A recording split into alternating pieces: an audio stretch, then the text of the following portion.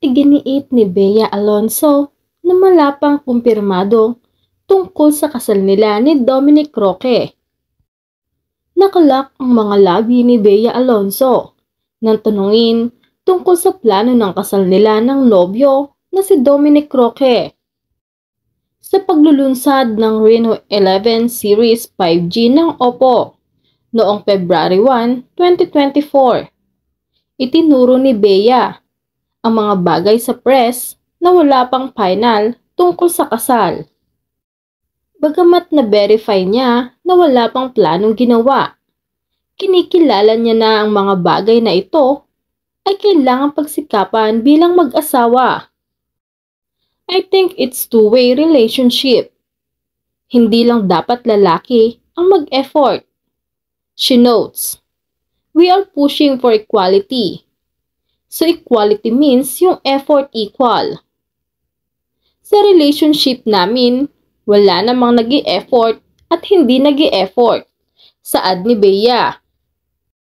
Tungkol naman sa mabilis na papalapit na araw ng mga puso, pahiwatig din ni Bea na maaring hindi niya ito makakasama ng kanyang mapapangasawa dahil sa magkasulungat na schedule sa trabaho. Wala pa rin talaga. Parang taping day nga namin yan. Dagdag nito, wala pa talaga kaya wala pa akong ma-share. When asked about an ideal wedding looks like for her, Bea asserts, "I'll tell you kapag meron na akong idea. Right now, wala pa.